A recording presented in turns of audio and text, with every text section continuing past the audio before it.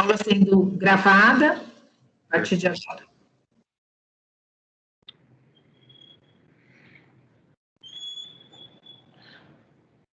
Alguém gostaria, enfim, né, de compartilhar a experiência nessa questão da efetivação do direito à educação, alguma, enfim, se apresentarem também?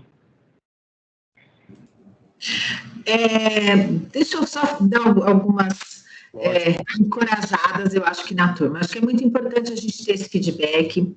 A aula de hoje vai ser uma aula bem dialógica, tá? Bem importante que a gente fortaleça essa interação. É importante mesmo que, nesse primeiro momento, ninguém tenha uma experiência que queira compartilhar, enfim, mas era importante que vocês, pelo menos, falassem o nome de vocês, de onde vocês estão falando e onde vocês trabalham. Então, era muito importante para nós. Quem quiser falar e abrir o áudio, levantar a mão, pode fazer isso. Quem não quiser, pode colocar também no chat, tá? Se apresentar, porque é muito importante. Na modalidade online, a gente atende pessoas de todas as regiões, já chegamos a atender pessoas de outros países também. Então, é muito legal essa troca, é muito legal a gente se conhecer, tá bom? Então, fica a dica aí para a nossa aula de hoje.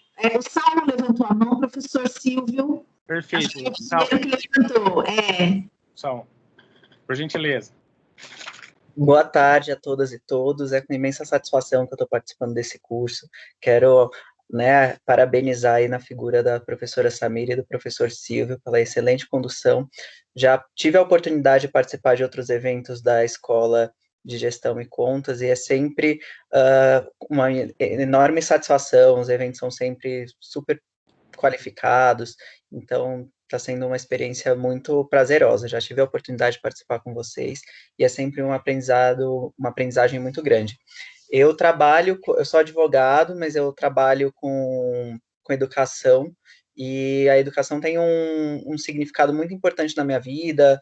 Eu estudei em escola pública e através de programas sociais, através de cotas, consegui acessar a universidade e ter uma vida, uma outra perspectiva, diferente da minha família, de acessar outros espaços de poder, e é muito significativo ver como a educação tem um papel fundamental, né, para diminuir as desigualdades sociais, e é um elemento tão importante. Hoje eu atuo numa organização da sociedade civil como voluntário numa escola comum, até compartilhei um evento que a gente está fazendo, vai começar hoje, no nosso grupo do WhatsApp, um evento de reflexão sobre o 13 de maio, sobre a abolição, e eu também sou consultor PMO do Itaú Educação e Trabalho, que é uma fundação que a gente se disponibiliza a ajudar a administração pública a desenvolver projetos de educação profissional e tecnológica.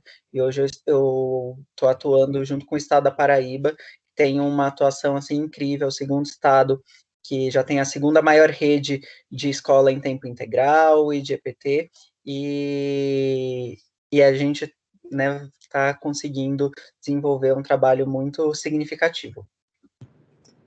Muito obrigado, pessoal. Obrigada, Saul.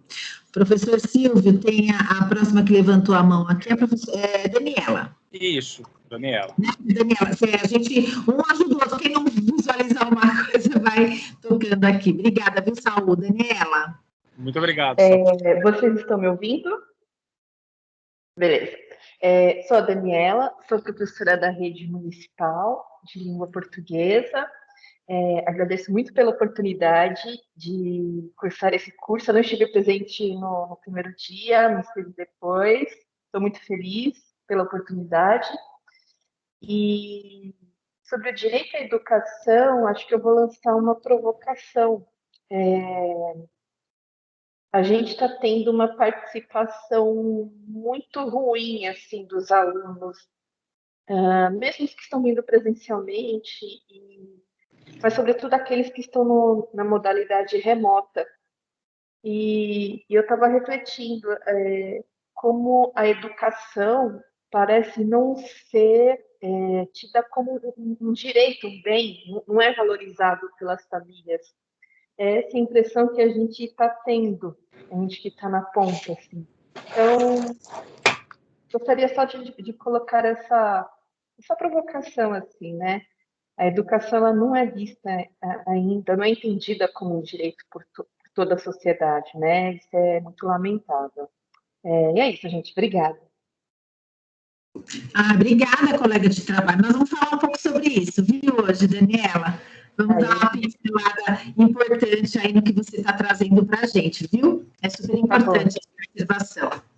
Eu tenho uma pessoa que levantou a mão e eu acho que eu abaixei sem querer, mas eu não me recordo. Eu não sei se é o João Chiala. É você, sim, João? Sim, desculpa, desculpa, eu lembrei do primeiro nome, João. Eu fui deixar ativado e ele abaixou a mão. Pode falar, João.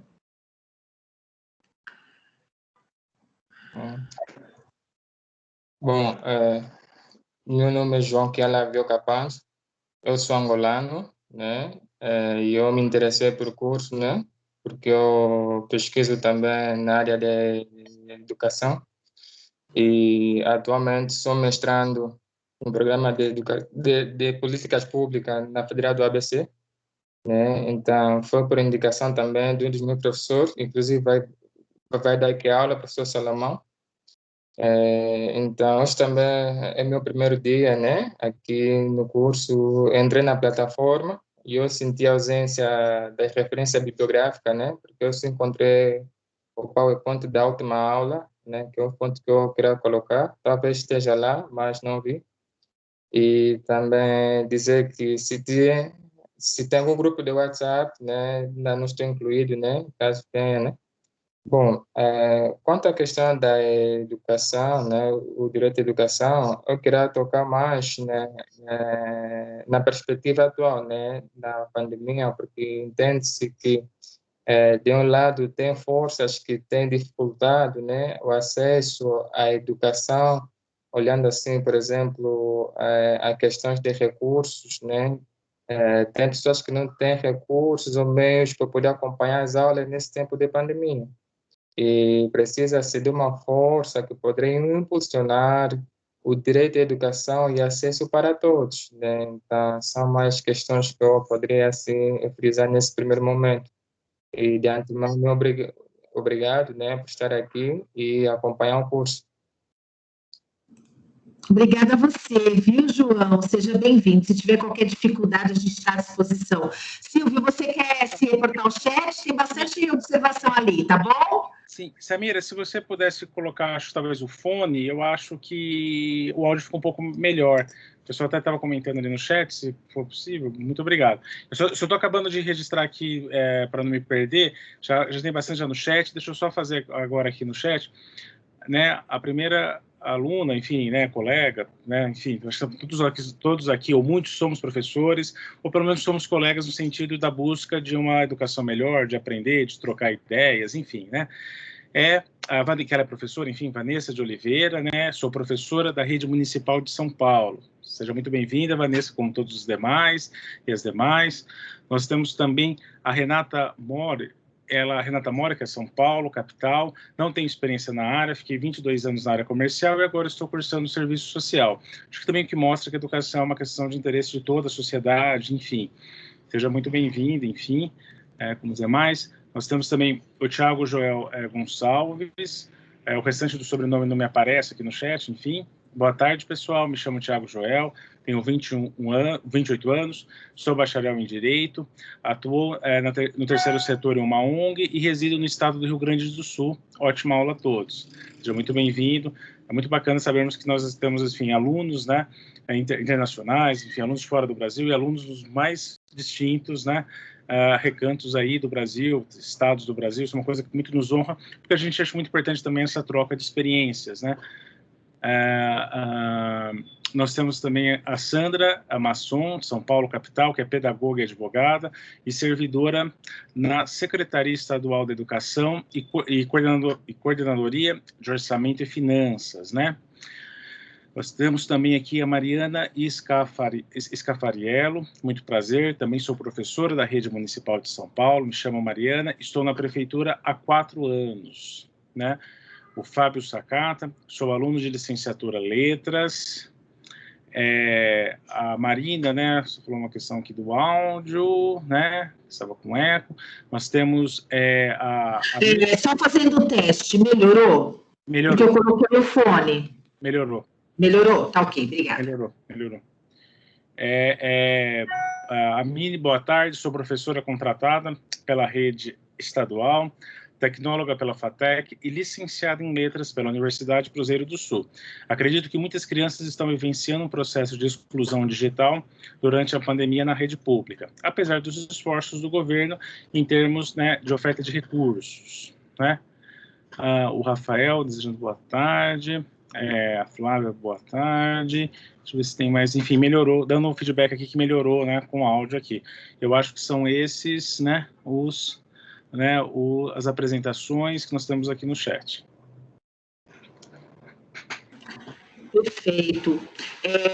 Professor Silvio, podemos iniciar a dinâmica compartilhada. O professor Carlos está em aula, está por aqui? Professor Carlos? Eu não sei se ele... Desculpa te interromper, mas a Ieda, né, Ieda Bento trouxe, chegou agora, né? Sou Ieda Bento, trabalho na SME CODAI, efetiva da Prefeitura Municipal de São Paulo, né, e formada em Direito. Nós temos também a Suzane Micaeli, auxiliar técnico de educação da Secretaria Municipal de Educação e bacharel em Direito, desejando boa tarde aí. Sejam, né, todas, sejam todos muito bem-vindos, muito bem-vindas, enfim, é muito importante essa experiência, enfim, essa troca aí, né, muito obrigado. Chegou mais uma aqui, Veridiane, né, Silva Lima. Boa tarde, sou graduada em Direito e no meu 5º semestre. Eu acho que são esses, né, os... a Veridiane Lima fez aqui, tenho 20 anos apenas, enfim. É muito, que bom, a gente fica feliz. Né, professor Silvio, é muito bom isso. Mas é muito bom a gente perceber esse perfil dessa preocupação com a educação, né? As pessoas, enfim, e mais um aqui, Marina Estela Silveira, né? Sou secretária de Segurança Urbana e trabalho atualmente, né, na CAF, na SMSU, Secretaria Municipal, né? Nossa, muita gente da rede, muita gente da prefeitura, estudante. Seja bem-vindo. Desculpa, Pamela Reis chegou aqui agora no chat. Sou estudante de Educomunicação. Muito bacana também. Seja bem-vinda, Pamela. Professor Silvio, podemos iniciar nossa conversa de hoje? Sim. Podemos? Eu vou iniciar o compartilhamento de tela e, a partir de agora, gente... Oi, Márcia, seja bem-vinda. A rede pública desde 2000... muito bacana. Tem muitos colegas meus aqui de rede. Que bom, que importante. Ciências contábeis. Márcia, Flávia. Imagina. Sejam bem-vindos. Para nós é um prazer, viu? Deixa eu só explicar um pouquinho da plataforma Teams. A partir do momento que eu começar a compartilhar minha tela, eu não consigo mais visualizar o chat. Tá? Então, o professor Silvio, ele vai ficar, então, assim, visualizar chat, perguntas, às vezes, que surgem no WhatsApp, alguma coisa, eu não vou conseguir, tá? Então, o professor Silvio vai ficar aí me assessorando nessa leitura, porque a plataforma, ela permite algumas coisas, não permite outras. Então, quando eu iniciar o compartilhamento de tela, eu vou pedir encarecidamente ao professor Silvio ficar de olho no chat se tiver alguma pergunta, se tiver alguma dúvida, tá bom? Perfeito. Professora, só rapidinho, um segundinho só. A Luciene Melo Munhoz entrou, ela é diretora de escola, 20 anos de prefeitura e fiz pós em Direito Municipal. Agora eu vou tomando nota, depois eu continuo, né, a apresentação, e só como foi questionado, eu vou colocar mais uma vez no chat o grupo de WhatsApp, que é um convite, né, para as pessoas que desejar ingressar. Tá bom, professora? Perfeito, bem lembrado, viu? O professor Silvio está como administrador desse grupo de WhatsApp. O WhatsApp, ele por bem ou por mal, ele é um instrumento muito rápido de comunicação, né, em que pese que nós temos os nossos meios oficiais, né, enquanto escola, mas o WhatsApp, ele resolve bastante a vida de muitas coisas, muitas vezes, tá bom? Então, enfim, eu vou compartilhar a minha tela, vou só vou pedir para vocês me confirmarem se vocês estão...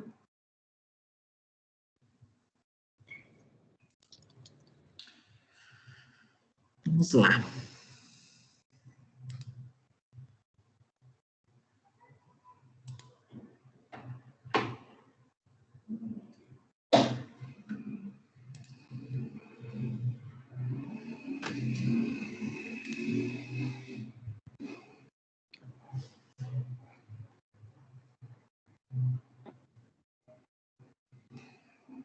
Enquanto isso, bem brevemente, né, chegou também a Mônica Martins.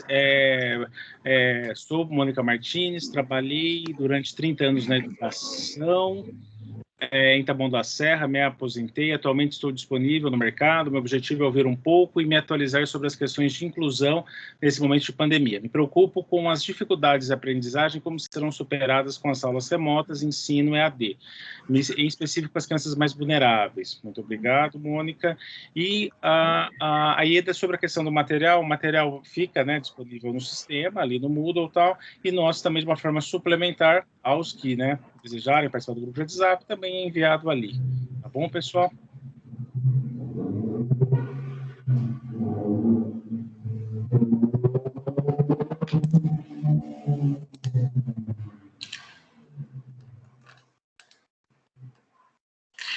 Vocês estão vendo o que na minha tela? Por favor, professor Silvio, porque ela não... só a mim, né? E agora? Vocês conseguem visualizar o... Não mudou nada, é você. E agora? Não? Não. Não houve o compartilhamento de tela, que pelo menos não me aparece. Compartilhamento de tela. Agora eu vejo todos os... eu vejo, né, os participantes, né? A tela modificou nesse sentido.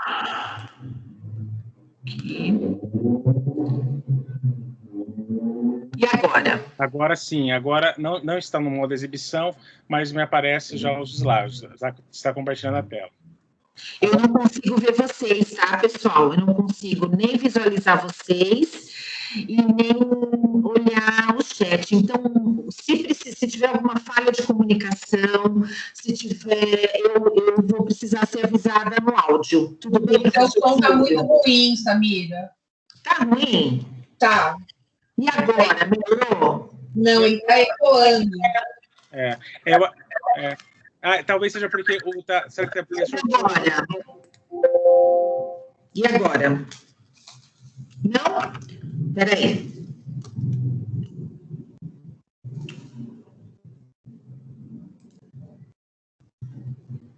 Como é que vocês estão me ouvindo? Estão me ouvindo? Ainda há um certo eco, né? Que incomoda? Eu acho que estava pior, eu acho que agora melhorou. Eu pus o fone, qualquer problema, a turma e professor Silvio, eu de fato não estou conseguindo visualizar a turma, tá? Quando eu compartilho tela, eu só consigo visualizar o slide, tá bom? Então, qualquer observação no chat eu não vou conseguir olhar e nem quem levantar a mão para perguntar. Então, eu vou precisar da sua ajuda, professor Silvio. Tá bom? Estou monitorando aqui, perfeito. Muito obrigada. Bom, boa tarde, sejam muito bem-vindos e bem-vindas e bem-vindes. Quero dizer que este curso, ele é um curso muito caro para mim, né? Completei agora 26 anos de rede municipal de ensino.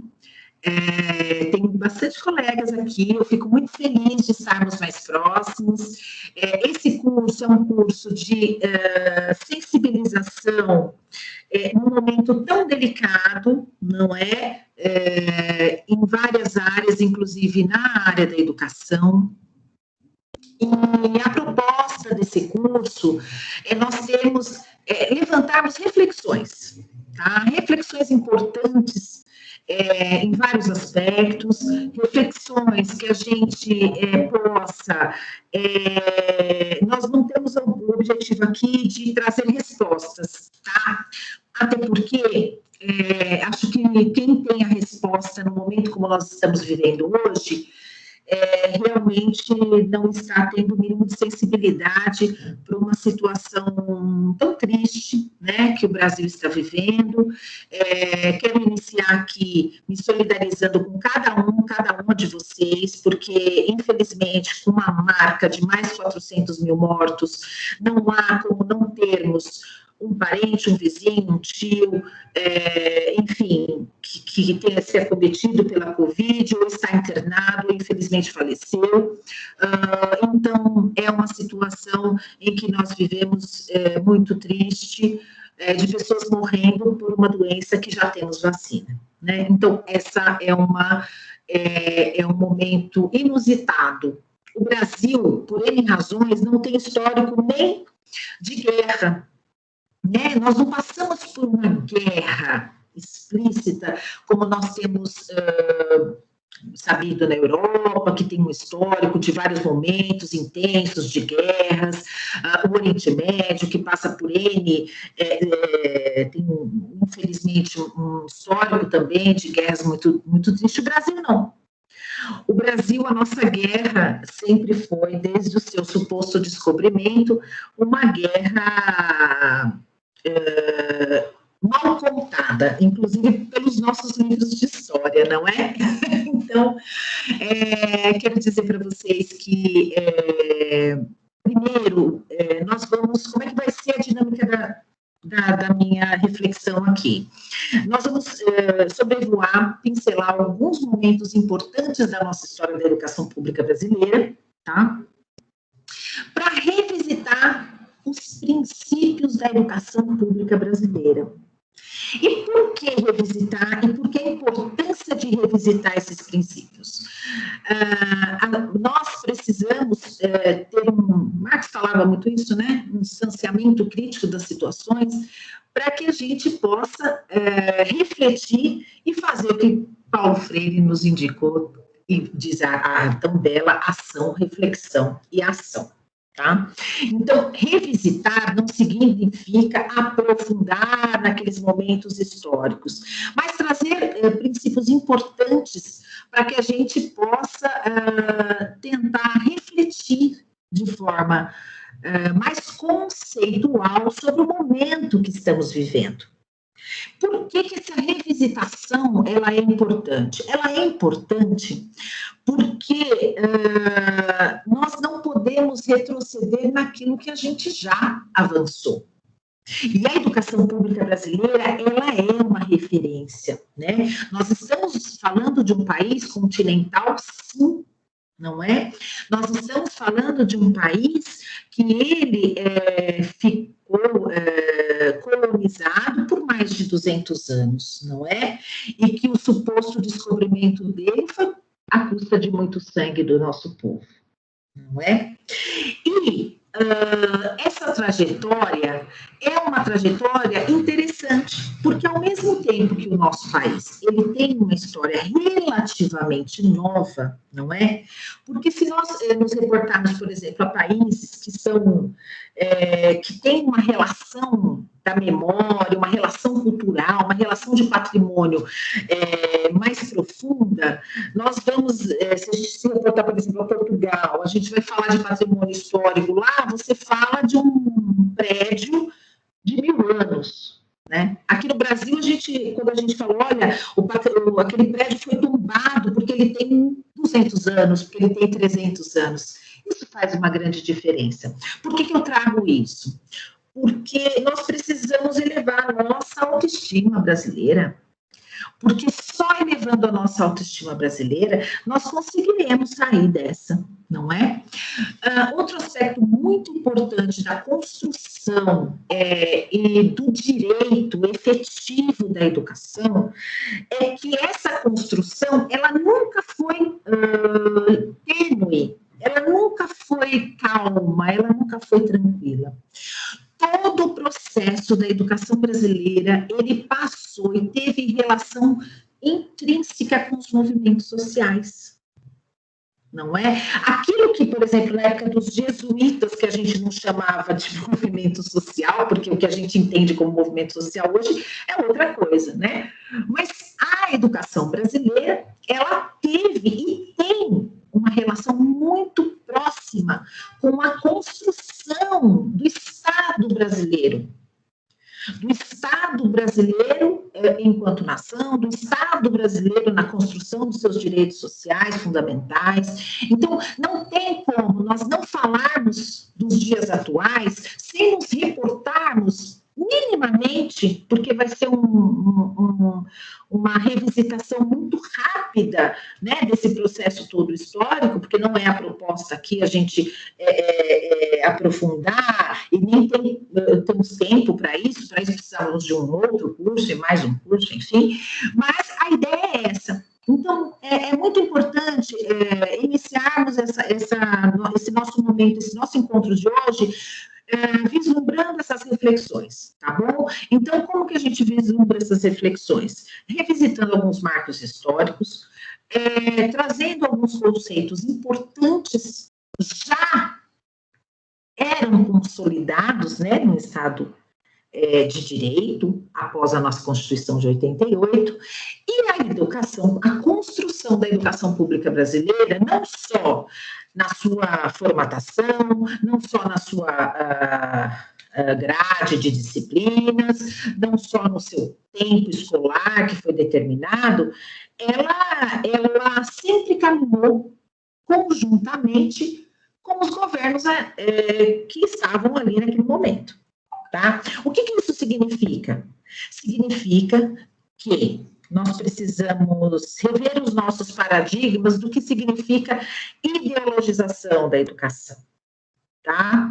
Trago isso porque o conceito de ideologização banalizado atualmente, ele não pode ser assim trabalhado de uma forma que seja só pejorativo, só prejudicial e só que acabou, né?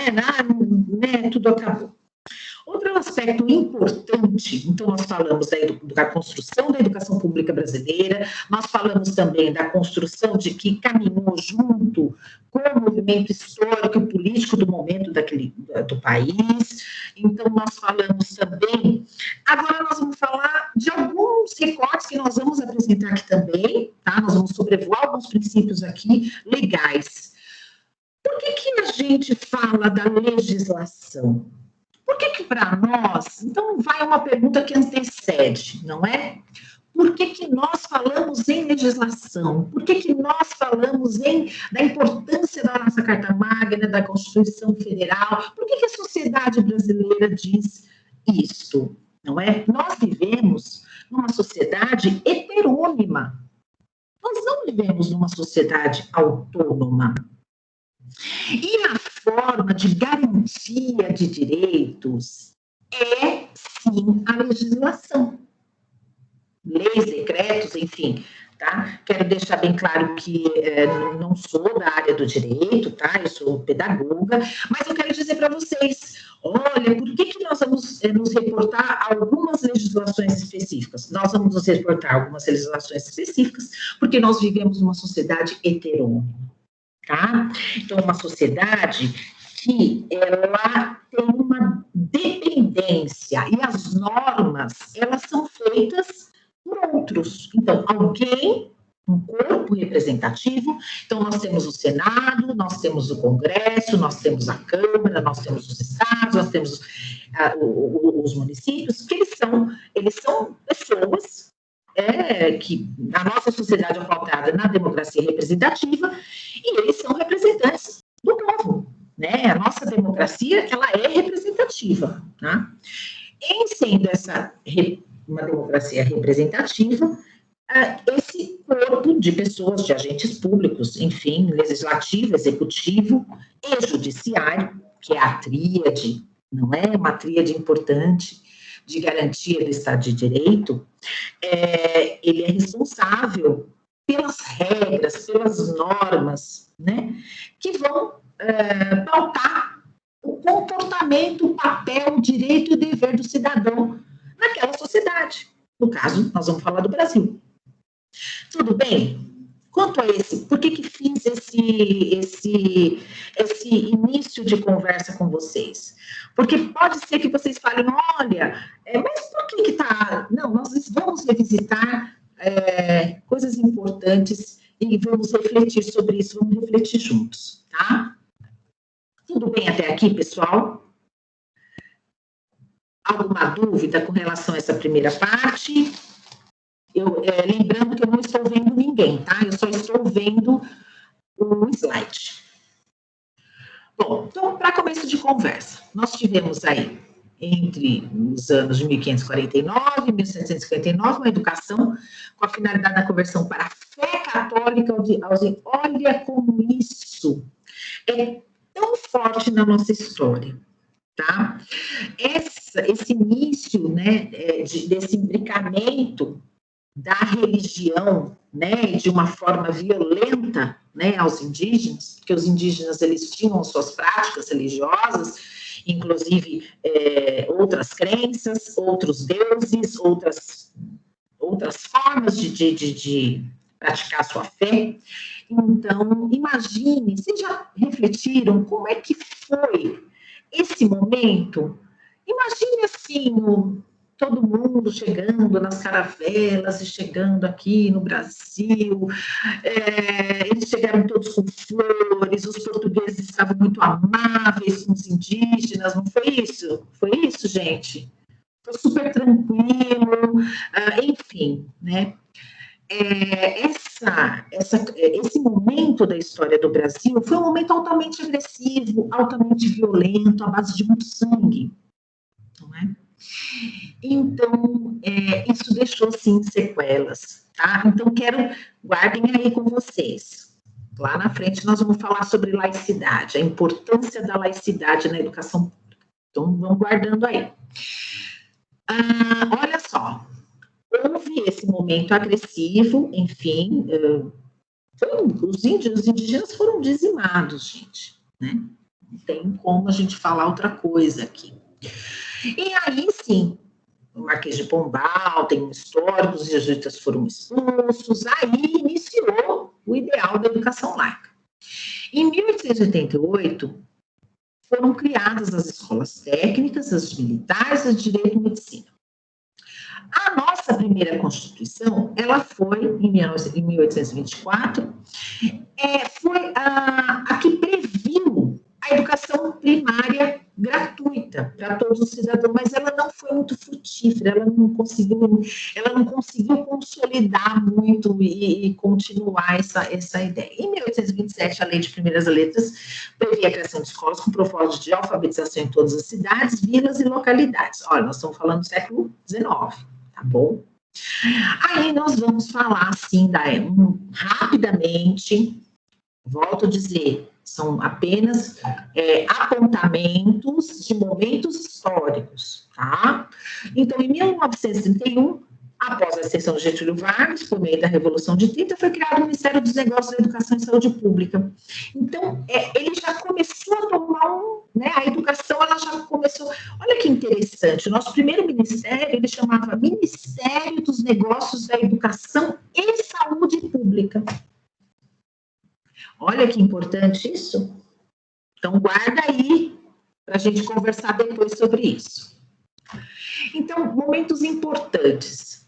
Em 1932, na liderança de Fernando Azevedo e outros diversos educadores, um dos educadores que teve uma projeção importante foi o nosso querido Anísio Teixeira, que eu não me recordo a data, mas ele foi morto num acidente, né, de elevador, mas eles escreveram um manifesto dos pioneiros da educação.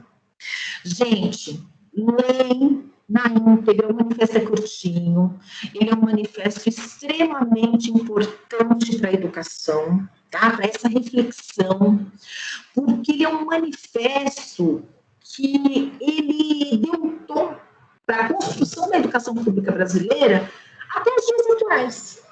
Então, é um manifesto bem curtinho, eu vou disponibilizar esse material, inclusive algumas referências a mais bibliográficas para vocês consultarem depois. Tá? O que está escrito nesse manifesto? Olha só, a educação nova, alargando a sua finalidade, olha só, alargando a sua finalidade para além dos limites das classes, assume com uma feição mais humana a sua verdadeira função social. Guardaram aí? Registraram na memória? Preparando-se para formar a hierarquia democrática pela hierarquia das capacidades, recrutada com todos os grupos sociais a que se abrem as mesmas oportunidades de educação. Aqui vocês reconhecem alguma terminologia, algum conceito extremamente atual?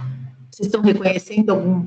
Do que nós estamos falando aqui, do que o manifesto dos pioneiros nos traz aqui, nessa reflexão? Vamos lá.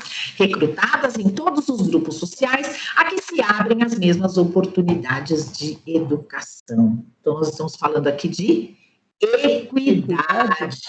Muito bem, eu não sei como eu não estou vendo, mas muito bem, nós estamos falando de equidade. O que é equidade, gente? Equidade é você oferecer oportunidades diferentes para pessoas com necessidades diferentes. Vou dar um exemplo. Por exemplo, tem uma pessoa que ganha R$1.000 por mês. Acho que é a base do salário mínimo hoje. Se o Estado der mais R$50 para essa pessoa, e ele achar que ele deve dar R$50 para quem é grande empresário, nós estamos numa sociedade que está exercendo a equidade? Se o Estado, olha a pergunta, nós oferecemos R$50 a mais naquele salário do salário mínimo, aí a gente oferece esses R$50 para todos os cidadãos, todos.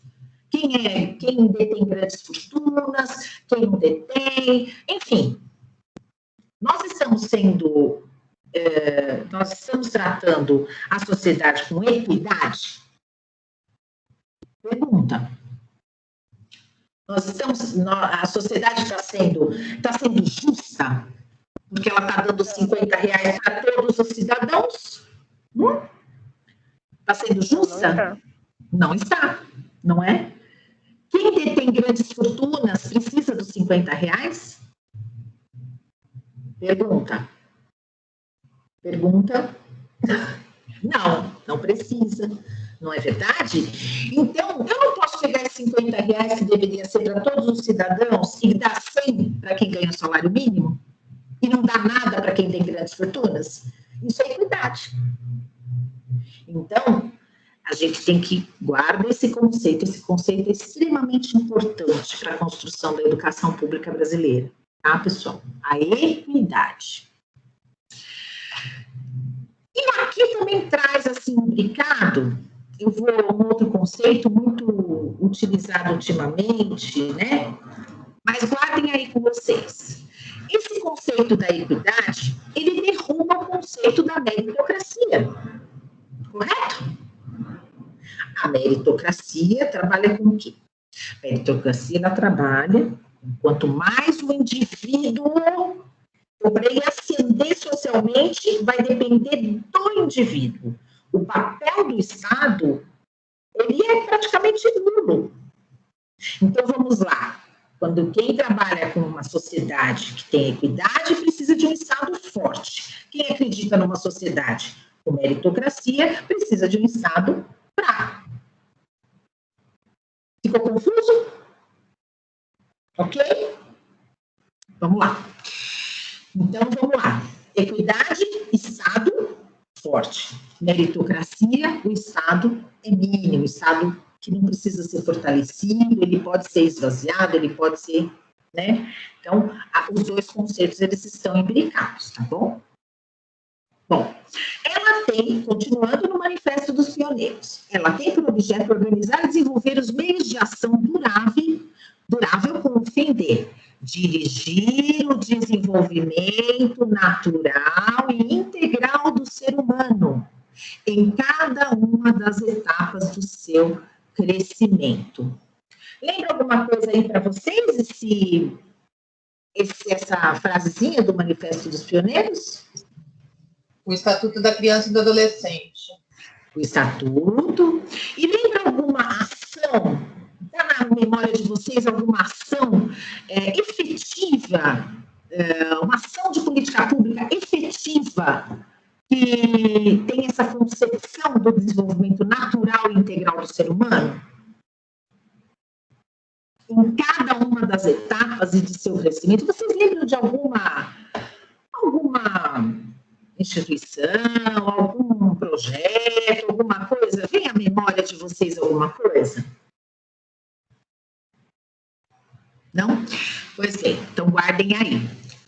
Uma efetivação concreta. Os Centros Educacionais Unificados de São Paulo. Depois nós vamos falar um pouquinho sobre eles, tá bom? Que tem uma concepção de cidade educadora pautado na concepção trazida pelo Manifesto dos Pioneiros da Educação.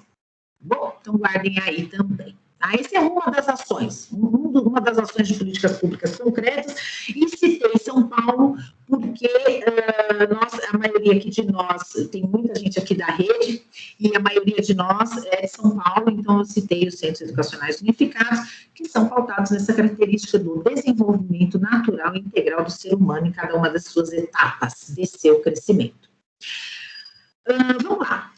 Olha lá o que ele continua, o Manifesto dos Pioneiros continua. O trabalho, a solidariedade social e a cooperação, em que repousa a ampla utilidade das experiências. Olha só, em que repousa a ampla utilidade das experiências. A consciência social que nos leva a compreender as necessidades do indivíduo através da comunidade. Vocês estão lembrando alguma coisa, assim, alguma coisa conceitual, alguma coisa aí que a gente, olha, precisa conhecer o entorno, precisa fazer... Quando eu entrei na rede tinha uma terminologia que era utilizada, que a gente, na verdade, a gente pegou da saúde, mas ainda bem que não é mais usada, que chamava anamnese, né? Mas o que é? O que é isso aí? A gente conhecer o indivíduo, conhecer a sociedade, o espírito de justiça, de renúncia e de disciplina. Não são, aliás, grandes valores permanentes. Ele diz que não é valor permanente porque levam a... Por quê? Porque eles mudam conforme a conjuntura, conforme o ambiente, conforme aquele momento, aquele contexto que cada um de nós está inserido, as nossas crianças, nossos jovens, enfim, que levam a alma, enobrecem o coração, fortificam a vontade, dando expressão e valor à vida humana, tá? Tem uma parte do Manifesto dos Pioneiros que eu recortei aqui e trouxe para vocês, que eu acho muito bacana vocês lerem na íntegra. É super curtinho, tá, gente?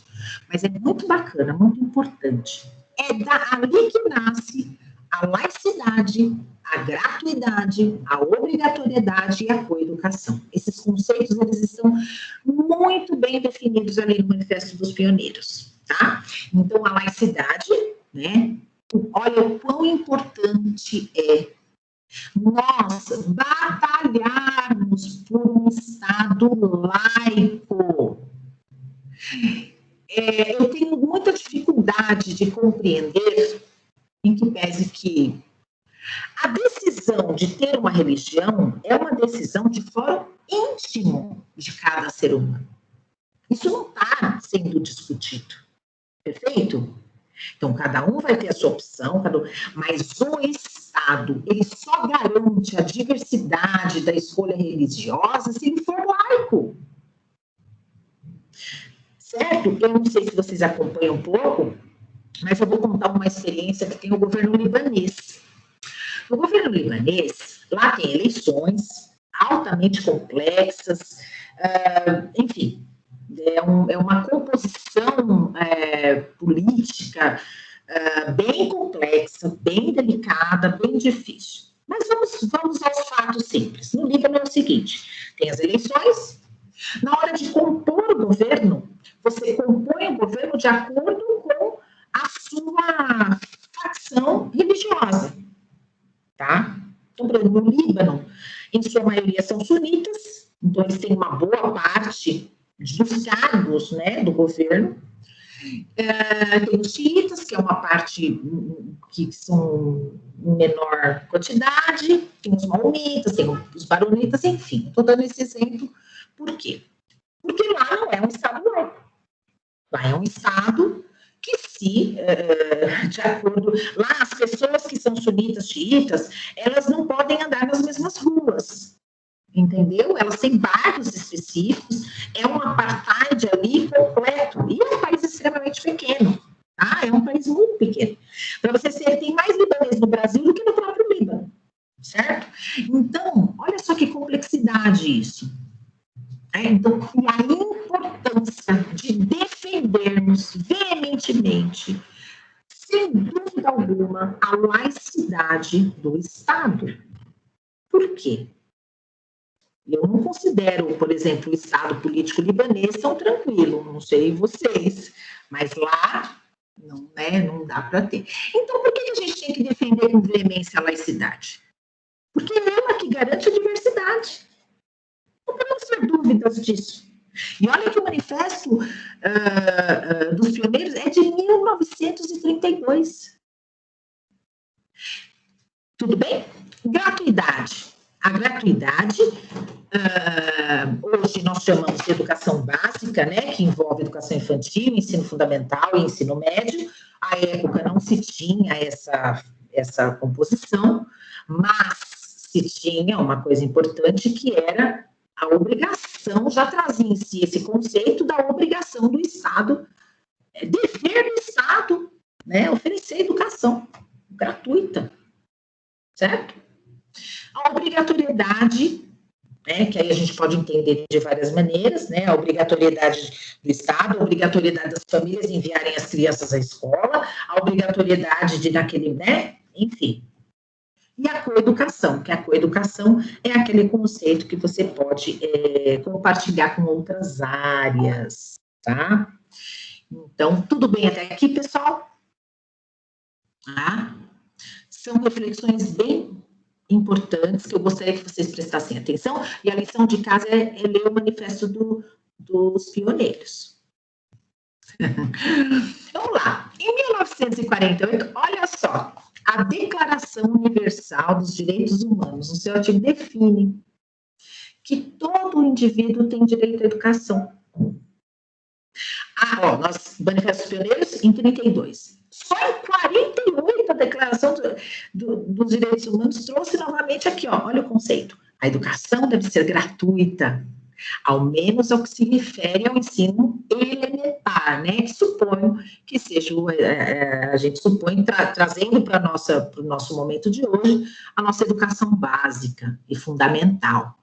Então, o ensino elementar é obrigatório, tá? E entre 1946 e 1966 já foram estabelecidos os critérios de vinculação orçamentária para a educação pública brasileira, que passou então a ser um direito. Gente, o que significa para a nossa sociedade a importância da vinculação de verbas, né, das áreas essenciais? Isso é uma conquista histórica, não é? Nós estamos falando aqui da década de 46, depois, olha, já estamos em 63, que já vamos falar um pouquinho sobre os tempos sombrios, mas a discussão da vinculação orçamentária, né, da importância da vinculação orçamentária, ela já trazia em si uma prerrogativa de um Estado forte. Lembra que a gente falou equidade, Estado forte, meritocracia, Estado fraco, certo? Então, a vinculação orçamentária é vocês acham que é um avanço ou é um retrocesso? O que isso representou para a educação pública brasileira? né? Fica a reflexão aí para vocês, tá bom? O que isso representou na efetivação da educação pública gratuita? Gratuita. Tá? Então, fica aí a dicasinha aí para vocês. Aí, tiveram as leis de diretrizes e bases, que eu costumo dizer que as leis de diretrizes e bases da educação, elas são as nossas cartas magnas, tá? As nossas cartas magnas. É dela que nasce toda a nossa composição, o nosso recorte de disciplinas, o nosso recorte de tempo escolar, não é? Se é ano, se é série, se vai entrar com 4 anos na educação infantil, se vai entrar com 6 anos no ensino fundamental, se vai entrar com 7, se as séries iniciais vão ser em ciclos, se serão séries, se serão ciclo inicial, ciclo intermediário, ciclo... Vocês percebem? Então, a importância das leis de diretrizes e bases nessa construção da educação pública brasileira é muito importante a gente revisitar. Destaquei algumas coisas, tá bom? Para ficar aqui na nossa reflexão. Então, a de 61, olha só, estamos aí à beira aí de né, do golpe de 64, mas em 61, né, reforçou a ideia de educação como um direito, olha aqui, palavra direito, novamente, mas não estabeleceu critérios de obrigatoriedade, ou seja, já não estava cumprindo o que estava determinando na Declaração dos Direitos Humanos, correto? O que implicou em prejuízo para programas de alfabetização. E aí eu vou conceituar para vocês, tá? Quando a gente tocar aqui, eu vou utilizar a palavra alfabetização na idade certa, que já é uma nomenclatura utilizada pelo PNAE e tal. Então, o que é na idade certa? Das crianças, né? A lei prevê de 6, não é? A 8 anos, porque aqui traduzindo aqui para São Paulo, são 3 anos de ciclo inicial. Então, são 3 anos, certo? De 6 a 8 anos, tá bom? Temos a educação de jovens e adultos também. Mas aí a gente pode já usar a nomenclatura alfabetização de jovens e adultos. Bom, 71 foi aprovada a segunda LDB, né? E aí, olha, 71 era o que mesmo aqui no Brasil? O que estava acontecendo na década de 70? O que iniciou em 64? O que estava acontecendo? Olha que interessante. A segunda LDB tirou as disciplinas de História, Filosofia, Geografia e Sociologia. Estão fazendo alguma relação entre o momento histórico do Estado brasileiro e a intervenção direta na construção e nos avanços da educação pública brasileira? Captaram a mensagem? Bom, gerando a priorização do ensino profissionalizante. Vamos lá. Por que priorizou o ensino profissionalizante? Vamos lá. Olha, Estado forte, equidade. Estado fraco, meritocracia. Então, eu tenho que preparar, né? Por que o ensino profissionalizante tomou corpo, tomou força? Porque o cidadão, ele foi reduzido à mão de obra que precisava trabalhar na consequência da grande industrialização, enfim. E aí ele precisava ser tecnicamente, não é? Ele precisava aprender a trabalhar no chão de fábrica, era para isso, o cidadão não era para mais nada, ele era apenas para se profissionalizar, para entrar no mercado de trabalho. Qualquer semelhança, gente, para qualquer fala da atualidade é mera coincidência, tá bom, pessoal? Então, vamos lá. E aí, gente, entrou um período lamentável da história brasileira de ditadura. Olha, gente, eu vou falar uma coisa para você. Nós, como educadores, temos que ter, no mínimo, né, manter a nossa indignação, não é? Porque se o dia que o educador, todos nós que estamos aqui somos educadores, porque todos nós aqui estamos pensando na educação pública brasileira, todo mundo que está nessa turma quer refletir, quer entender, quer se aprofundar, enfim, né? Então, olha que coisa. Tem algumas coisas que são contradicentes. Como é que pode, num período tão nefasto como a ditadura, alguns educadores ainda acharem e defenderem que na época da ditadura era melhor? Né? Gente, não há educação construída nenhum. Nós estamos falando da realidade brasileira à base de sangue, à base de dor. Educação é alegria, educação é esperança. Não é esperança de esperançar, é de se indignar também. Educação não pode. Nenhum que tem um mínimo de sensibilidade e que acha que de fato a educação é importante pode se pautar num período à base de muito sofrimento. Educação só pode ser alegria. Só pode ser coisa boa. Samira, opa. Oi. Oi, Samira, tudo bem? Nós temos aqui vários comentários no chat, mas depois, no final, nós abrimos para uma discussão. Mas uma aluna levantou a mão. Vamos... Acho que ela... Pois não, pode dar a palavra. Pois não, eu não estou vendo nada nem ninguém. Por favor, pode falar. E os comentários do chat, depois nós fazemos o debate final ali. Aí no final, aí eu descompartilho a tela, eu consigo dialogar melhor, tá bom? Perfeito. Então, quem levantou a mão que sumiu? Peraí, levantou... Eu tô aqui. Oi. Oi, tudo bem? Não é que você sumiu, é que no aparelho a mãozinha levantada. Desculpa. Oi, pois não. Boa tarde. Não, eu só queria complementar essa fala da Samira, né? Que não é só por sangue, acho que não tem educação com silêncio. Então, quando se fala na ditadura, é um período... Qual é o seu nome, meu amor? Qual é o seu nome? A base da educação é diálogo, é troca. Perfeito. Desculpa, qual é o seu nome? Eu não tá falhando para mim. Oi, Luciene. Perfeito, Luciene. Estou muito feliz dessa sua observação. É isso mesmo, é diálogo, é troca, é alegria, é felicidade, é isso, né? Depois eu conto os causos aí do dia a dia para vocês se emocionarem e ficarem felizes, né? E reacender a esperança. Não na esperança de esperançar, de ficar esperando, cruzando o braço. Educador tem que ter esperança. Se não tiver esperança, tem que trocar de área. Certo? Esperança. Por que precisa ter esperança? Porque sem a esperança você não tem indignação. Sem indignação, você não pode mudar sua postura perante o mundo, perante a sociedade, tá bom? Então, é muito importante isso. Obrigada, viu, Luciene? Muito obrigada.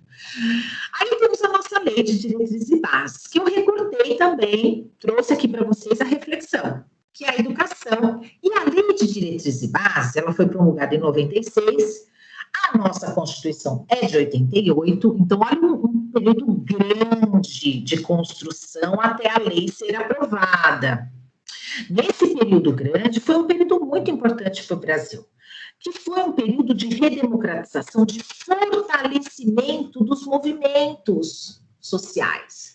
Então, fortaleceu sindicatos, fortaleceu organizações não governamentais, fortaleceu conselhos gestores, fortaleceu, não temos as nossas APMs, os nossos conselhos de escola, né, o nosso conselho de escola, ele tem uma formatação extremamente importante, mas podemos depois falar dessa qualificação da participação, né, como é que a gente pode qualificar e fortalecer, né, e para isso a gente precisa ter, de fato, uma intencionalidade política de governo para que esteja pautado na nossa sociedade heterônima, pautado numa legislação. Por que é importante a legislação? É porque somos...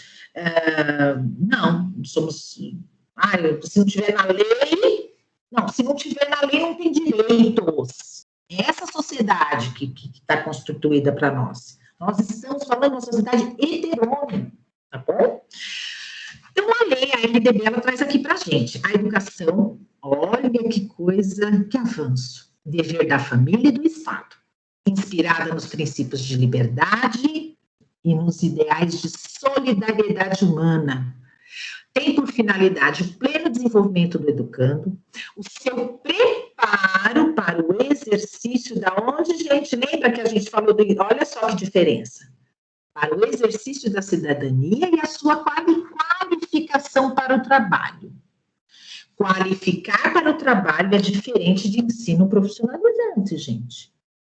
Tá bom? É diferente.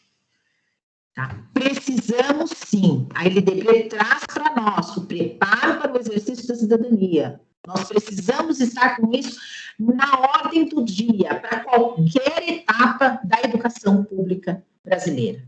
Desde a educação infantil até o ensino médio, até as universidades. Tá? Tem muita coisa bacana acontecendo nas nossas escolas aí municipais. Eu acompanho bastante coisa e fico muito feliz e muito orgulhosa, viu, dos meus colegas. Fico muito feliz mesmo. Artigo 3. O ensino será ministrado com base nos seguintes princípios. 1. Igualdade de condições para o acesso e permanência da escola. Lembrando que a Lei de Diretrizes e Bases é a nossa carta magna. Tá? Então, esses princípios, eles são inquestionáveis perante a lei. Ok? Lembrando também que essa lei de 96, ela vem com esse espólio cultural, esse acervo, esse fervor dos movimentos, da redemocratização do país, né? Então, a LDB, ela tem em si os princípios democráticos, os princípios da criticidade, em que, aí depois, a LDB, gente, quem não teve oportunidade, quem já leu a LDB há algum tempo atrás, releia. Quem não leu, leia. Ela é muito bonita. A LDB, nossa, ela é muito bonita. E eu lembro bem que, à época, a gente participava, assim, de vários fóruns de discussão, e aí discutir. E a gente, quando ela foi publicada, a gente ainda reclamou, porque a gente não estava muito contente ainda, né? Então, muitos de nós que participamos dos movimentos, porque essa construção foi uma construção muito intensa, né? Então essa legislação é uma legislação muito cara para nós educadores, viu, gente? Muito cara, muito cara. A liberdade de aprender, olha, liberdade de aprender. Olha que bonito, gente. Ensinar, pesquisar, divulgar a cultura, o pensamento, a arte, o saber, está na nossa lei. Está na lei de diretrizes e bases. Pluralismo de ideias, de concepções pedagógicas. Olha, pluralismo de ideias. Quer dizer que na escola eu posso falar sobre tudo, né? Posso. Eu posso falar sobre tudo, desde que posso levar o meu aluno, com o meu papel como educador, mediador, e educador eu não falo no estrito senso, a palavra professor, educador, é todo mundo que está naquela comunidade, na unidade escolar. Todo mundo faz parte daquele crescimento, mas eu não posso tirar da minha visualização que eu tenho que garantir o pleno desenvolvimento do educando, o seu preparo para o exercício da cidadania e a sua qualificação para o trabalho. Resguardadas todas as outras legislações que são atreladas a isso. Não posso defender trabalho infantil. Já pensou? Gente, eu sou professora, vou dar um exemplo aqui, parece esdrúxulo, né? Mas eu sou professora de educação, aí eu defendo o trabalho infantil. Posso fazer uma coisa dessa? Não, eu pergunto para vocês se eu posso fazer um negócio desse. Não posso, eu não posso. Isso daí não é liberdade de pensamento. Isso são conflitos de interesses. No ambiente jurídico deve ter outra nomenclatura, né, professor Silvio? Eu não sei exatamente. Mas quem é educador, que dá aula na educação infantil, não pode sair por aí defendendo o trabalho infantil e colocando criança para trabalhar na carvoaria. Pode? Pode. Não pode. Viu, gente? Não pode. Isso é inegociável. Respeito à liberdade e apreço à tolerância. Professora Samira, se me permite uma parte, né? Pois não, Silvio, pois não, professor. É a questão do como é que é melhor, como é que é, com muitas aspas, né? Um absurdo isso aí. Antes a criança está aprendendo, ela está sendo explorada, mas enfim, entre aspas, né? Está aprendendo algo acorrentada no chão de fábrica, porque assim era no século XIX, do que aprender bobagem na rua, né? E na escola, e para que a escola também, né? Ou seja, essa mentalidade do século XIX tão nefasta e um discurso tão raso de legitimar uma exploração brutal e bárbara que é a da infância, né? Que é roubar a infância, né? Roubar, enfim. Sim, roubar. E nós, educadores, todos que estamos aqui nessa sala, nós não podemos fazer isso, nós temos que estar muito atentos. A coexistência. E olha só, a coexistência de instituições públicas e privadas de ensino. Diferente de dinheiro público e para instituição privada. Né? Aí podem ter outras relações, mas a coexistência, então, permite-se que tenham instituições públicas e instituições privadas de ensino. Isso é permitido. O que não é permitido é o Estado não oferecer educação pública na educação básica, que envolve, que já foi um ganho enorme, a composição da educação básica, que é a educação infantil, o ensino fundamental e o ensino médio, é um ganho para gratuidade, para equidade, não é? É um ganho. Então, gente, por que eu trouxe isso e falo com muita propriedade que esses princípios, eles são inegociáveis para uma sociedade brasileira que possa garantir a equidade para todos os cidadãos. E a educação, ela pode ser, sim, uma mola propulsora de emancipação social. Ela pode, tem condições, tem verba vinculada, tem um papel muito claro do Estado. Eu falo Estado, gente, não é Estado, é Estado enquanto nação brasileira, tá bom? Eu não estou usando Estado, é nação, tá bom? Vamos lá, vamos correr um pouquinho. Eu trouxe aqui para vocês e eu não sei, vocês me veem? Não me veem, né? Eu também não vejo vocês, correto? Não, eu não a vejo. Pelo menos eu vejo perfeitamente a projeção dos slides, né? Perfeito, tá. Então é que eu ia mostrar, mas depois eu mostro aqui. Eu gosto muito de um livro chamado Escola Reflexiva e Nova Racionalidade. Esse livro, ele foi organizado pela Isabel Larcão, ela foi professora aposentada da Universidade Aireiro, em Portugal. É um livro muito interessante. Eu estou trazendo aqui, no final eu já coloquei as referências que eu quero trazer aqui para vocês.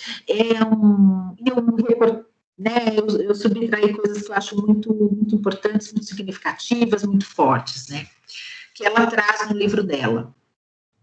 Vale a pena a leitura do livro todo, viu, gente? É um livro fantástico e ele é atemporal. Ele é de 2001, mas ele é atemporal.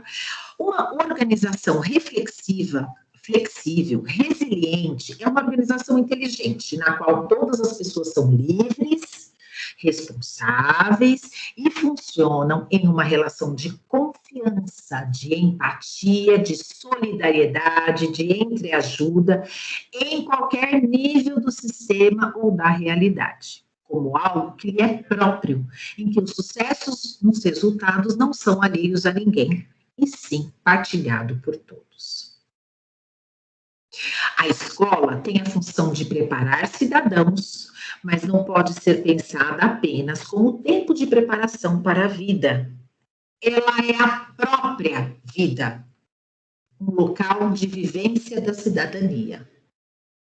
Não tem como falar de escola e sociedade, escola e família. A escola, a educação, ela é a própria vida da gente. Ela não está apartada, ela traz esse conceito muito fortemente no livro dela e eu gosto muito das reflexões que ela traz, tá bom?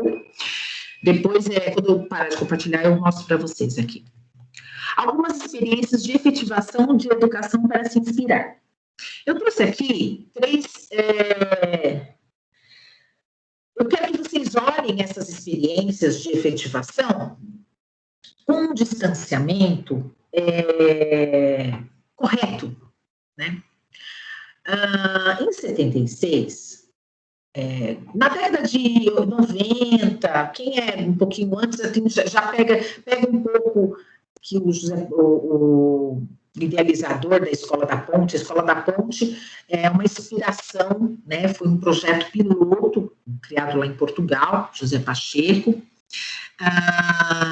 que são muitos educadores com modelo inovador de ensino e gestão, marcado pela ausência, não tinham salas de aulas, não tinham séries, não tinham disciplinas, não tinham aulas propriamente ditas. Tudo acontece em pequenos grupos para permitir que os alunos manifestem suas curiosidades e aprendam a partir delas. As crianças e jovens participam ativamente da gestão da escola e não raros são eles que recepcionam os milhares de visitantes que desembarcam em Portugal, até hoje, para conhecer a instituição idealizada por José de Pacheco. Por um longo período, principalmente no final dos anos 80, que é a nossa redemocratização aqui, e a década de 90, nós tivemos muito, quem era da educação básica aqui, principalmente da cidade de São Paulo, nós tínhamos muitas palestras, José Pacheco vinha aqui muito, falar dessa experiência da Escola da Ponte, né, e culminou, inclusive, com um projeto piloto aqui, para quem não conhece, a Escola Desembargadora Amorim Lima, junto com a Escola da USP, pautado nesse conceito de Escola da Ponte, implementou, né? Atualmente, eu não sei exatamente como está esse projeto, mas à época era um projeto muito inovador. Depois a presidente Campos Salles também implementou, pautado na Escola da Ponte. Mas eu me recordo muito bem que à época tinham vários entraves para a implementação dessa Escola da Ponte. O que não significa que é um projeto que não devemos estudar, que não devemos conhecer, tá? A gente precisa aprender com as experiências exitosas, né? Porque a Escola da Ponte em Portugal foi uma experiência extremamente exitosa. Obviamente que não é uma transposição imediata para a realidade brasileira, nós não podemos fazer isso, certo? Mas nós podemos conhecer que outro tipo de educação a gente pode formatar. Não é? Eu me recordo que a própria MF, Amorim Lima, teve muitas dificuldades para colocar, né, para transpor esse projeto, essa escola, inclusive com várias reclamações da própria classe docente, né, porque aí, de um dia para o outro, quebraram as paredes e, de repente, foi tudo, enfim. Então, mas a gente tem que conhecer. Por isso que eu trouxe essas experiências para vocês. Outra experiência exitosa, e eu considero exitosa, e marcante, principalmente para a rede pública, são os céus, né? Para o amor e para a dor, os céus. Mas os centros educacionais unificados, eles foram pautados numa concepção, e reaviveu a concepção trazida pelo Manifesto dos Pioneiros, né? Com o Anísio Teixeira e os outros, né, e ampliado na concepção de cidade educadora. Né? Então, o que se pensava ali naquele momento? Não era criar uma ilha, mas era criar equipamentos que pudesse gerar, inclusive, os primeiros céus tem até uma padaria escola, eu não sei se todos aqui conhecem, né, os céus, mas se não conhecem, vale a pena escolher um. Hoje na cidade são 47, mas vale a pena escolher um, revisitar um pouco a proposta inicial dos céus, né, que é muito importante. Para vocês terem uma ideia, os 47 céus, só para dar um exemplo aqui, bem prático para vocês, eles foram criados por um processo só licitatório. Então, olha só, isso nunca aconteceu na educação pública municipal. Isso era uma revolução administrativa, né? Você criar equipamentos com essa magnitude, né? Com um processo licitatório só. Mas foi isso que garantiu a efetivação de 47 CELs na cidade de São Paulo. São equipamentos para quem é novo de rede, são equipamentos que devemos olhar olhar novamente para eles com um certo carinho, né? Com um certo cuidado.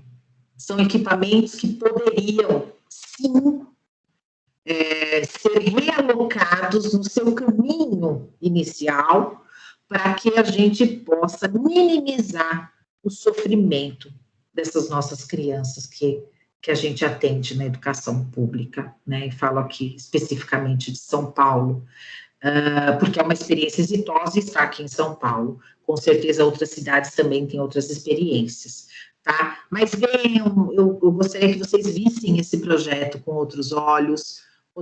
Para falar de CEL, teria que ter um outro curso, tá, pessoal? Eu que participei da primeira equipe implementando os 24 CELs, teria que ter outro curso aqui, mas eu não poderia deixar de dizer, porque eu passei 14 anos em CEL, né? Então, teria que ter um outro curso, não dá para falar de CEL assim em um pouquinho tempo, tá bom? Vamos lá. E educação não pode faltar arte, não pode faltar cultura, não pode faltar emoção, né? E eu trouxe um trechinho aqui de um poema que eu gosto muito, né? Que é uma música. O Taiguara foi um cantor, para quem não conhece, foi um cantor que ele foi exilado, ele era uruguaio, foi exilado, voltou para cá depois redemocratização, né? Ele foi embora por conta da ditadura, foi perseguido, aí ele voltou e daí morreu jovem, teve um câncer na garganta e morreu jovem. E eu trouxe um poema dele aqui. Não sei se você... Para quem conhece, eu peço licença. Para quem não conhece, peço licença e peço que o coração se abra. E para quem não conhece, vale a pena conhecer Taiguara, que tem uma obra lindíssima, lindíssima, uma obra instigante, uma obra, né? Esse trechinho de uma música chamada Que as Crianças Cantem Livres, de 1973. Então, vê como o fogo brando funde um ferro duro. Vê como o asfalto é teu jardim, se você crê. Que há sol nascente avermelhando o céu escuro, chamando os homens para o seu tempo de viver. E que as crianças cantem livres sobre os muros, e ensinem sonho ao que não pode amar sem dor. E que o passado abra os presentes para o futuro. Que ele não dormiu e preparou e amanheceu. Taiguara, 1963. Vamos falar de hoje, gente? Vamos falar de hoje, como hoje está pesado, né? Os dias estão pesados, os dias estão difíceis e não tem como. A proposta aqui não é fazer nenhuma narrativa fora da realidade, é trazer a realidade sim, mas trazer possibilidades também, né? E vamos falar de nossos tempos tão difíceis. Então, essa imagem aqui é uma imagem que me tocou muito, tá? Novamente a arte, vocês estão vendo? A arte, ela aumenta. Por isso que todos os governos autoritários se metem na arte, cortam. As primeiras áreas que são cortadas é cultura e educação, tá? Fica a reflexão aí para vocês, viu? Olha, é outra arte, né? Então, essa cena, né, é uma cena que não pode deixar de não tocar o coração da gente. A gente se emociona porque a desigualdade social sempre esteve em nossa realidade, mas em tempos sombrios ela sempre se intensifica, né? Muito triste isso, mas a gente pode mudar sim, a gente pode mudar essa realidade, a gente pode sim, revisitando os princípios da equidade e os princípios que a nossa legislação prevê e que foi construído com muita luta, com muita dor, com muita gente na rua, muita gente brigando, com mães participando dos conselhos, dos fóruns. Eu vi muita coisa bonita, gente aguerrida, né? E aí, saiu uma pesquisa, né, da Unicef, junto com o SEMPEC, tá? E olha que esses dados, nós já temos os impactos da pandemia na educação. Não sei se vocês tiveram acesso a essa pesquisa, mas eu coloquei, depois eu vou disponibilizar todos os links, tá? De todo o material que eu falei aqui. É uma pesquisa que vale a pena vocês acessarem ela na íntegra, né? É uma reflexão muito dura. Nós já temos 5 milhões, mais de 5 milhões de crianças e adolescentes que tiveram seu direito à educação negado, como revela o estudo. Essa pesquisa chama o Cenário da Exclusão Social, saiu agora em abril, tá? Então, nós temos a faixa etária de 4 a 5 anos, já temos 384 mil, mais de 384 mil fora, já sem acesso à educação. Na faixa etária de 15 a 17, a gente vai para 629 mil. Na faixa etária de 6 a 10 anos, nós temos 6 a 10. Nós tínhamos já universalizado o atendimento no ensino fundamental, no território. Vocês têm noção do que isso representa? Nós já tínhamos universalizado o atendimento, principalmente nessa faixa etária, com todo o arsenal legal que nós construímos ao longo da educação pública brasileira. A universalização já estava dada. E só agora, assim, em abril, nós temos uma pesquisa que traduz já os impactos da nossa pandemia, tá? Da pandemia que assola, e quanto mais ela dura, mais tristes vão ficando os nossos dias. E na faixa etária de 11 a 14 anos,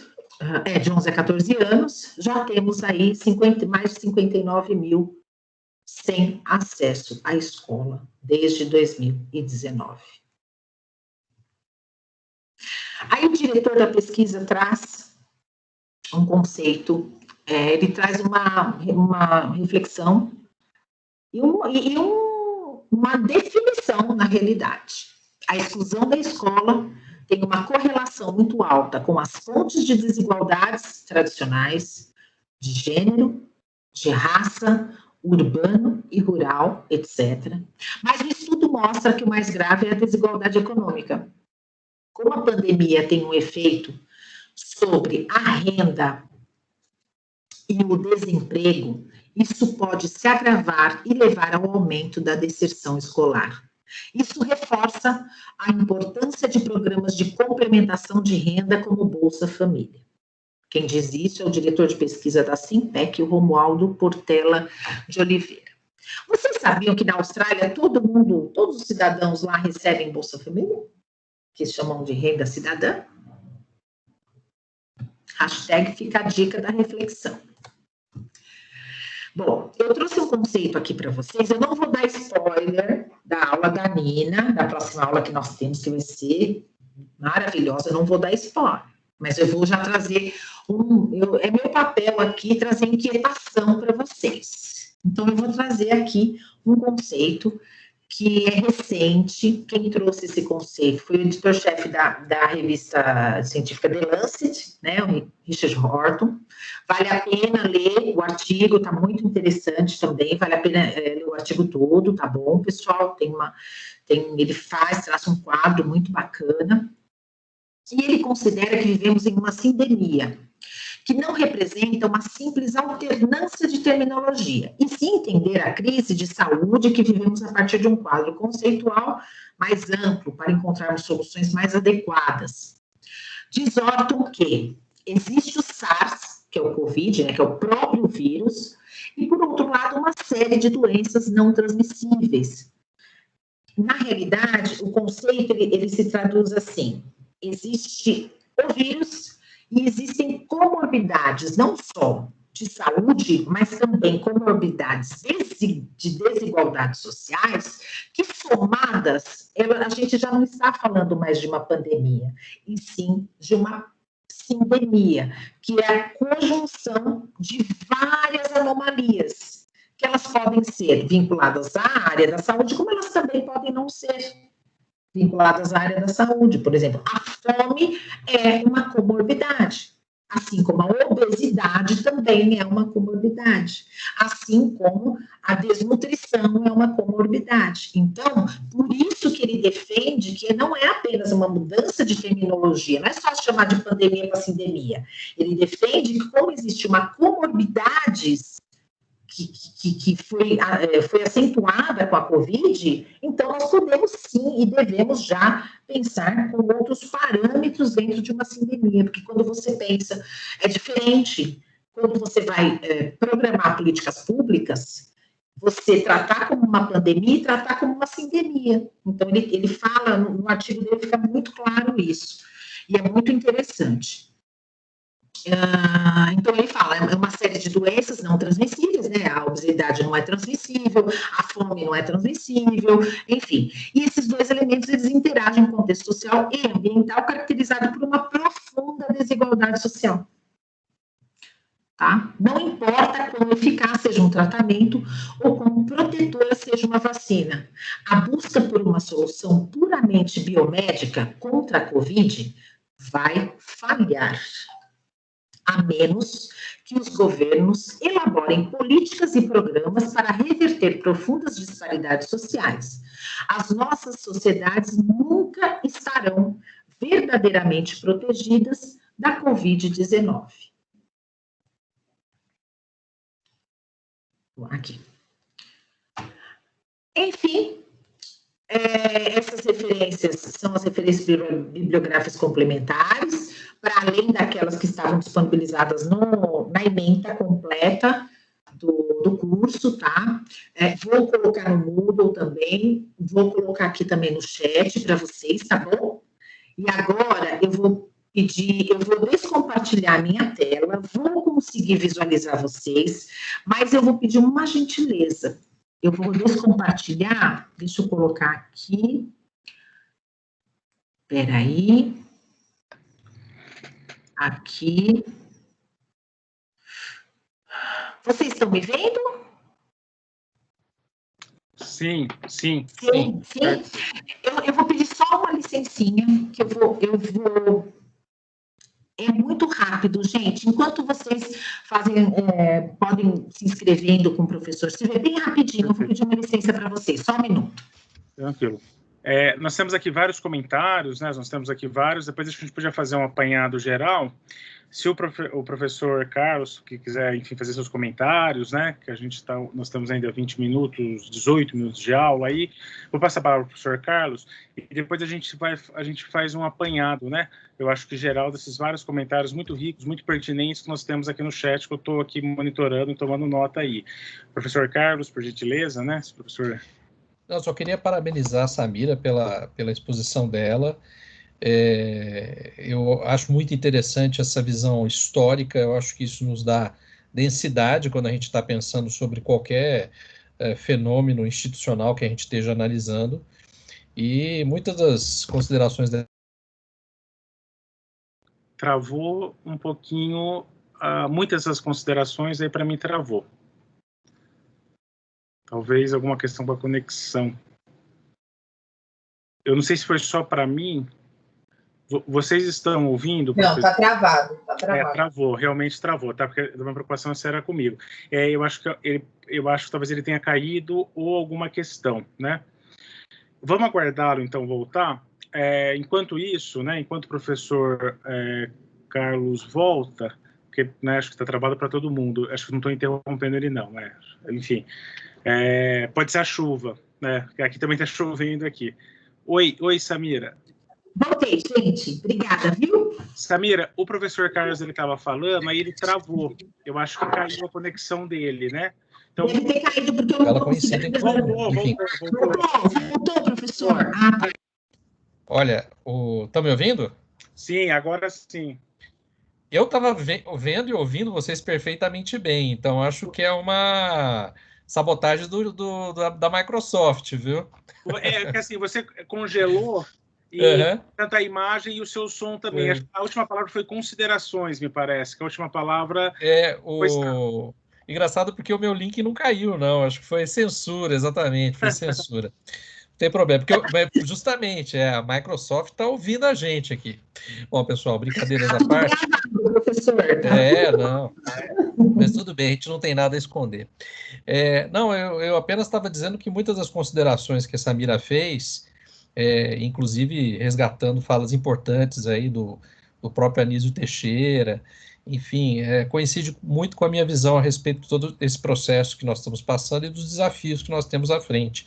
Né? Eu apenas, assim, parabenizo pela exposição e acho que tudo que foi falado vai nos ajudar muito a refletir ao longo dessas próximas aulas que nós temos pela frente. Aí eu abriria aí para quem quiser, eventualmente, né, para as participações dos demais alunos. Obrigada, professor. Vindo do senhor é uma honra. Muito obrigada, viu? Samira, eu também, antes de passar aqui nas considerações, que temos várias aqui no chat, a gente vai agradecer ao professor Carlos, agradecer imensamente a sua aula, foi imenso aprendizado para mim e para todos nós, que além do conhecimento teórico profundo, também essa vivência, essa experiência, né, de educadora, de professora, isso é uma coisa, assim, enfim, fantástica e foi um imenso aprendizado para todos nós. Eu queria só uma coisa, acho que muito interessante que trouxe aqui nessa questão dos anos 30, né, essa questão e também um pouco dessa questão da escola laica, que é uma discussão muito grande que tem nos anos 30. A título de curiosidade, né, uma complementação, eu particularmente eu gosto muito de ler sobre a Guerra Civil Espanhola, uma paixão que eu tenho e tal. E é um momento que também na Espanha tem uma profunda reflexão sobre essa questão. Inclusive, que um dos fatores para a eclosão da Guerra Civil é justamente que essa laicização do Estado.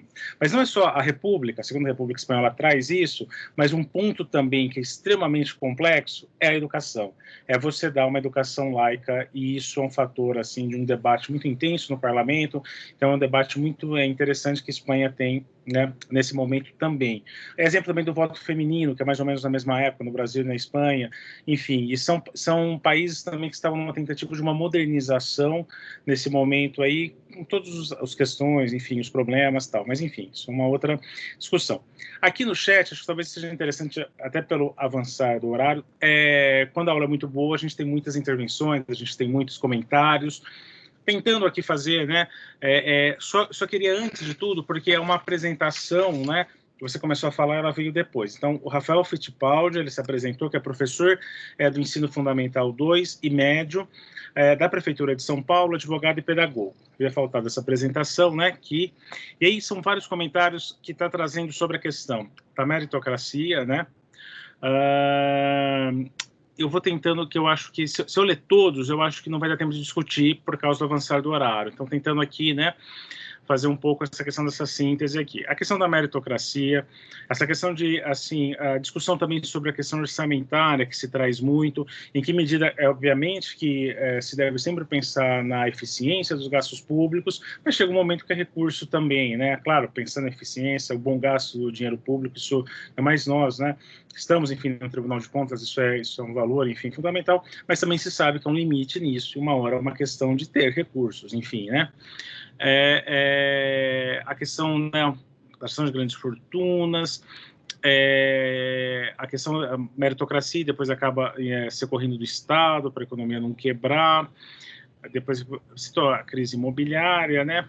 A questão também um pouco dessa questão da equidade, que é uma questão acho que é muito importante que foi trazida aqui, que é essa questão dos mais privilegiados e menos privilegiados, ou seja, que essa questão do acesso remoto, né?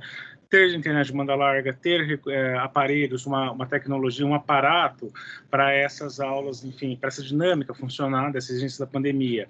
Isso também é uma questão extremamente complexa e precisa ser questionada, né? A questão da religião, né? Gostei do exemplo, e olha que estamos, né? A questão dos grupos religiosos, né? No parlamento, enfim. Aqui também tem uma questão, Márcia lá atrás, que ela estudou na escola estadual Major Cosme de Farias, e ela teve oportunidade de escolher, né, entre o técnico em contabilidade e outro curso. A princípio parecia uma democracia, queria saber sobre qual escolheríamos, né, e por votação decidimos, né, manter o curso normal e técnico em contabilidade. A escola tentou manter um processo democrático, apesar de assolado pela ditadura. A questão traz, a Sandra ela traz uma questão de se indignar, né, também. Aqui é uma questão interessante, né, que a Glaucia traz, que é a palavra escola, que etimologicamente vem do grego, que associa a ideia de ócio, né, que é lazer ou tempo, né, o ócio também é uma questão muito importante também para a filosofia, enfim, essa ideia de um tempo de reflexão. E aí vem aquela pergunta clássica que todos nós professores passamos, mas você só dá aula, né?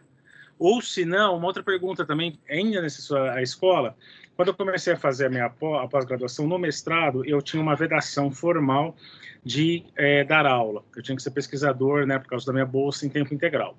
Posteriormente, isso alterou as regras, já no doutorado, mas a minha orientadora era muito refratária, e precisava da autorização da orientadora para poder, enfim, administrar algumas aulas e tal. E a pergunta, mas você só estuda, né? Sendo que assim, eu tinha uma vedação formal, eu tinha um compromisso com o dinheiro público, eu era um bolsista, eu tenho prestação de contas, né? Foi tudo aprovado, enfim. Mas é essa questão, né? É assim, tanto aquele que faz uma pesquisa sofre isso, e nós professores, então, mas nossa, mas você só dá aula? Assim, e enfim, né, sem comentários, como se não tivéssemos, né, o tempo de preparação da aula, correção de atividades, correção de provas, enfim. Bom, sem comentários a essa... A questão também, experiência no céu... Desculpa, acho que eu tô... É que eu estou tentando só dar uma acelerada para contemplar todos, tudo bem, Samira? Aí a gente faz fazer um geral por causa do... Minha preocupação é essa, né? Aí traz essa questão da experiência do céu. A Sandra Monteiro pediu para repetir um estudo que você mencionou. O Carlos também deu várias contribuições aqui com links, né, para discussões.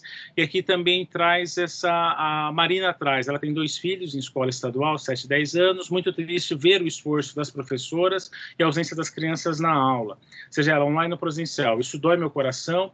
Os meus estão em aula online, cada dia vejo a melhoria gradual pelo serviço ofertado pelo Estado. Mas acaba comigo saber que muitas crianças estão fora do ensino. Isso realmente é uma questão, né, muito...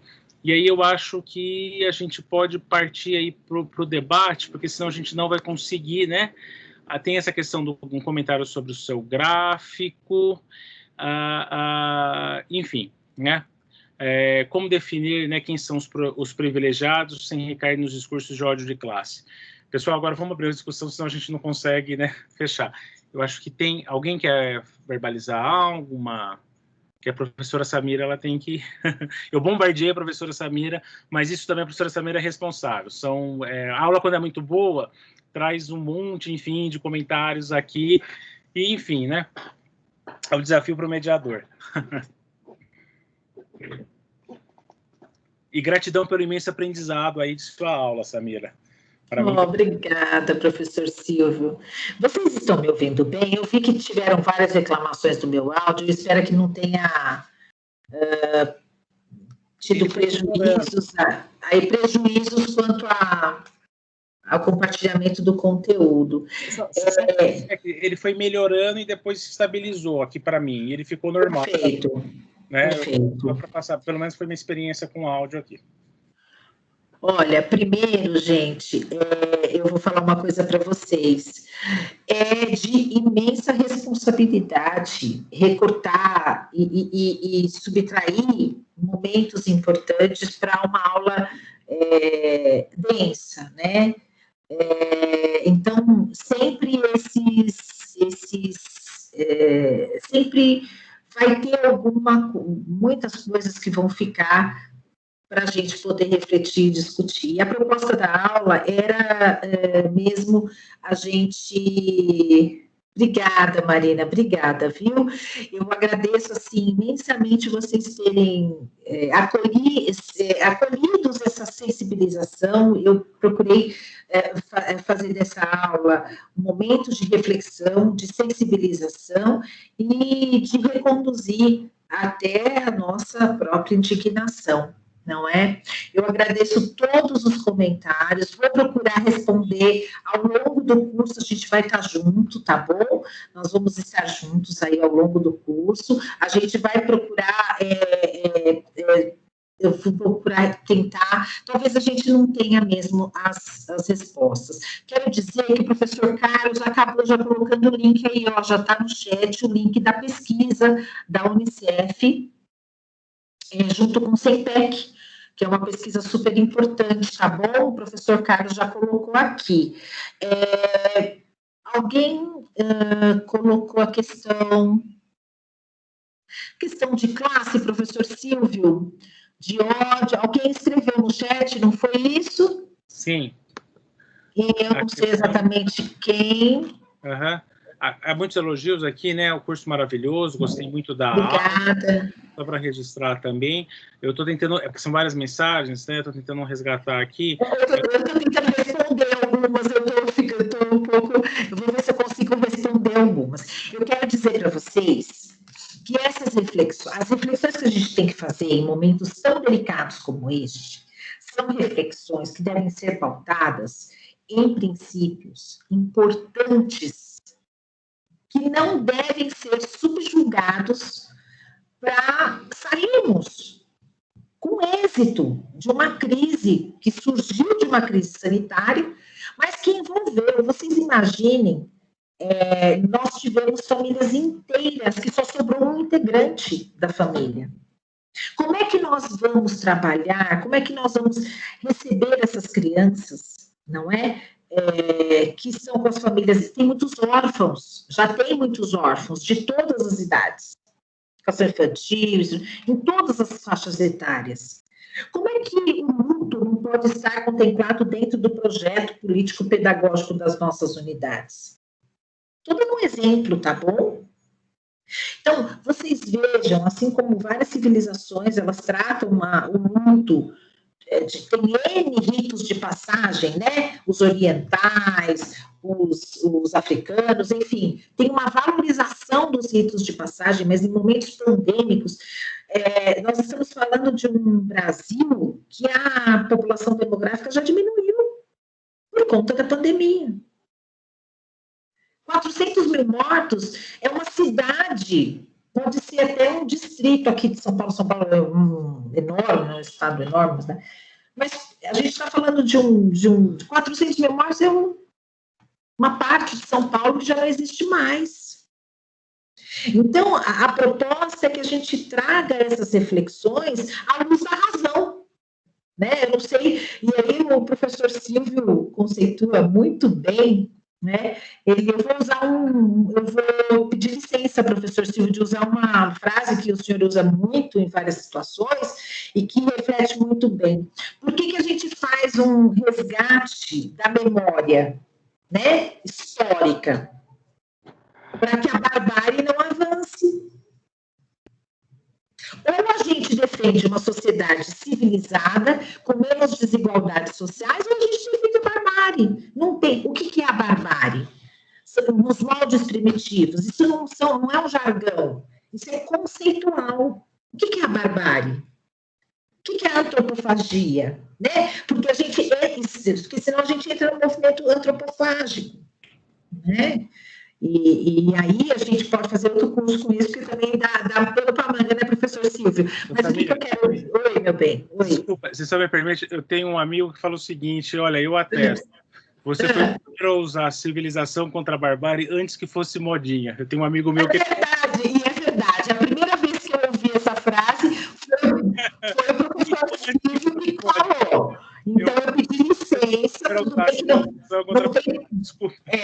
Você não registrou a patente, mas eu estou dizendo, por isso eu estou usando, sem avisar antes, mas é isso. Por que a gente resgata a memória? Por que a gente traça a memória? Para que a gente volte à luz da razão. Gente, a gente não pode continuar reproduzindo conceitos ou até visões equivocadas de certas questões da construção democrática do Estado brasileiro, sem recorrer à história concreta. O que foi? Cada civilização, cada nação tem o seu percurso histórico e tem os seus avanços e os seus retrocessos. O Brasil, historicamente, sempre foi muito desigual. Ele sempre foi muito desigual. Agora, nós, educadores, todos nessa sala somos educadores, e reitero isso, tá? A comunidade educadora, uma cidade educadora, é desde a Dona Maria da Bomboniere até o diretor da escola. Essa é a comunidade educadora. É com estes que a gente conversa.